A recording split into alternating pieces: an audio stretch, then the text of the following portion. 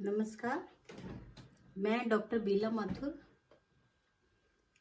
Associate professor drawing and painting, government college Bundi. अपन पढ़ रहे हैं history and philosophy of modern art, फावद के बारे में। जैसा मैंने अपने पहले वीडियोस में भी आपको बताया है कि ना कैसे जब जब वाद में परिवर्तन आया, इसका कारण रहा है कि हम सबके विचारों में भिन्नता। कला संबंधी जो विचार हैं, समय के साथ साथ जो भी सिद्धांत हैं, लोगों के सिद्धांत बदलते जाते हैं, उनके विचार बदलते जाते हैं। कला के प्रति उनकी जो अभिव्यक्ति का तरीका होता है, सबकी कल्पनाएं अलग अलग होती हैं। कल्पना के अनुरूप उनका अभिव्यक्ति का तरीका अलग होता है। ऐसे ही हमने अभी फाववाद की बात की थी कि फाववाद का जन्म क्यों हुआ। फाववाद के लोग जो थे, जो इनके आर्टिस्ट थे, उन्होंने भी पूर्व में जो पुराने वाद चले आ रहे थे, जैसे प्रभाववाद, नव प्रभाववाद, उत्तर प्रभाववाद इत्यादि जो भी वाद चले आ रहे थे, उन सबका अध्ययन किया था। चित्रों की प्रतिकृति भी बनाई थी।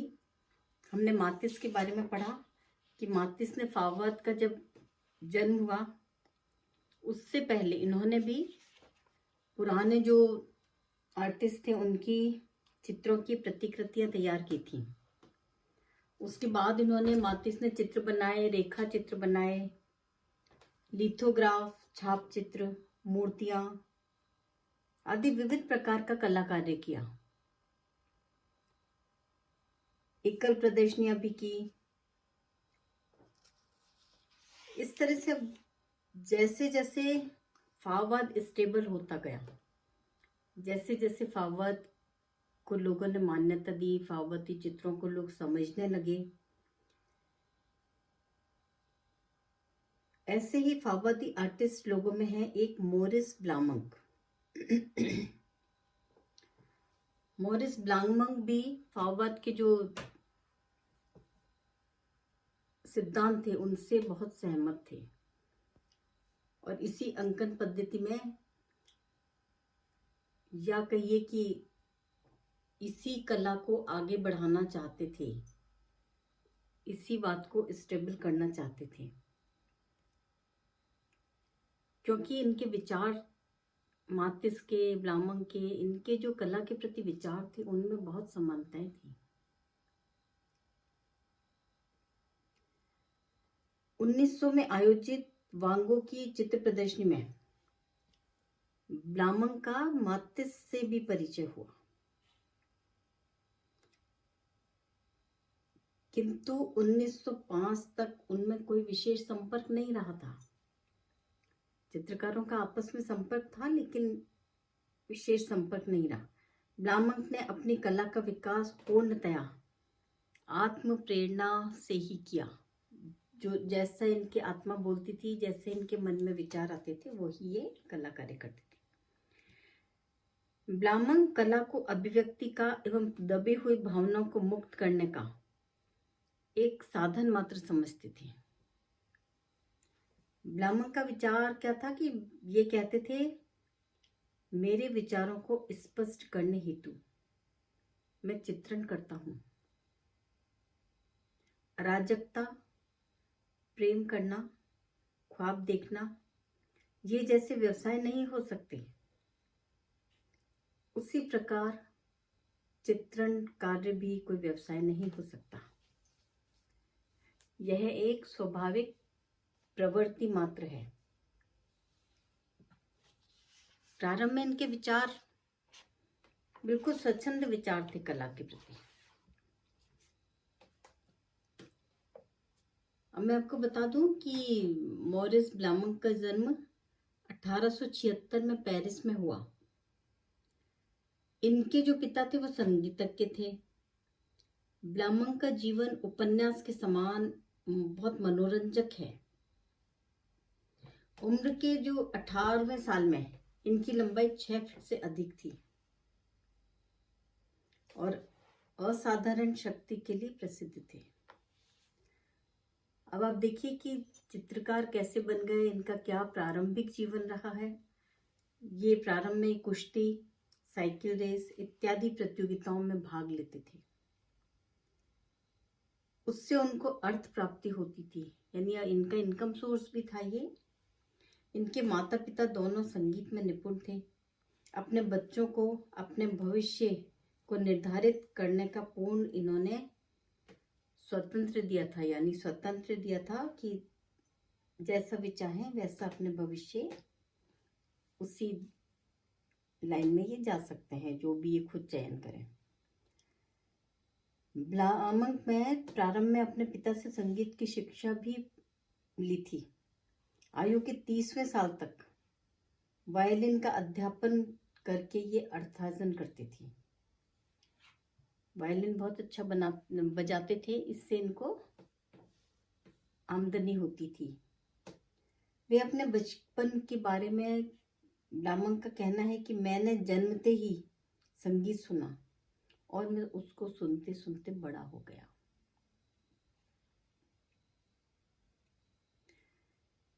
चित्रकार ब्लामंग में मातिस की बौद्धिकता व गंभीरता नहीं थी। वे एक सहज सिद्ध चित्रकार, सहज प्रवृत्ति के चित्रकार, सहज प्रवृत्ति पर निर्भर रहने वाले, सहज प्रवृत्ति पर निर्भर रहकर चित्रण कार्य करते थे। वे एकोल द बाजार को जला देने की बात करते, जबकि एकोल द बाजार तो उस समय बहुत काफ़ी फेमस था। मैंने आपको बताया भी था कि काफ़ी आर्टिस्ट लोग वहाँ जाते थे, लेकिन ये क्या करते थे, एकोल द बाजार को जला देने की बात करते थे। तो मातिस वहाँ के अध्ययन से हुए लाभ को कृतज्ञता से व्यक्त करते थे। ब्लामंग कहते कि उन्होंने दूसरे चित्रकारों की कलाकृतियों को देखने में कभी दिलचस्पी नहीं ली, ना कभी वो संग्रहालय में कहीं गए, चित्रण कार्य देखा, समझा, ऐसा उन्होंने कुछ नहीं किया। ब्लामंग का कहना है, मैंने संग्रहालयों को इस तरह देखा जैसे वेश्यागृहों को। मैं जीना चढ़कर ऊपर नहीं गया, किंतु यह पूर्ण सत्य नहीं था। और बाद में उन्होंने भी स्वीकार किया कि मेरे कहने का मतलब यह नहीं था कि पुंस और कूर्बे के चित्रों का अध्ययन समय की खराबी है। वांग गो और रूसो के चित्रों से मुझे कितनी प्रेरणा मिली, इसका मुझे स्मरण है। किंतु मैं जरूर कहता हूँ कि दूसरे कलाकारों की कृतियों को देखने में बड़ा धोखा है, खासतौर से उनके अनुसरण करने पर। सबके अपने विचार हैं। ब्लामंग का भी अपने विचार था कि दूसरों की कलाकृतियों को आप देखने जाते हो, उसका अनुसरण करते हो, तो ये धोखा है। जब वे 12 वर्षीय के हुए तो ब्लामंग ने सेन नदी के प्राकृतिक जो चित्र थे उनकी अनुकृतियां की थी। प्रकृति चित्र जो भी इनको दिखाई देते थे उसकी अनुकृति की। चित्रकार बनने के पश्चात उन्होंने इस विषय के प्रत्यक्ष देखकर चित्र बनाए। जैसे सेन नदी का किनारा बहुत फेमस है, सेन नदी बहुत सुंदर थी, तो ये भी उसको देखकर प्रत्यक्ष चित्रण वहां करने लगे। सेन नदी के आसपास काफी आर्टिस्ट लोगों ने चित्र बनाए हैं। और स्थानीय चित्रकार बनने के पश्चात उन्होंने इस विषय को प्रत्यक्ष देखा, वहाँ के चित्र बनाए। स्थानीय जो चित्रकार थे वहाँ के, उनसे स्थानीय चित्रकारों से मार्गदर्शन प्राप्त किया है। स्वतंत्र रूप से उन्होंने प्रभाववाद का अध्ययन किया और उन्हें मोने के चित्र बहुत पसंद आए। देखिए, प्रभाववादी चित्रकार थे माने, मोने, देगा, रेनॉय, लॉथरेट, लेकिन जो मोने के चित्र थे, इन्होंने प्रकृति चित्रण ज्यादा किया है। जैसे मोने का हेयर स्टेक्स जो चित्र है, घास के ढेर, वो काफी प्रसिद्ध चित्र है। इसी तरह ब्लामंग ने भी मोने के चित्रों को देखा। उनको उनके चित्र बहुत पसंद आए मोने के। उनकी माता ने उनको चित्रशाला के अध्ययन के लिए प्रोत्साहित किया।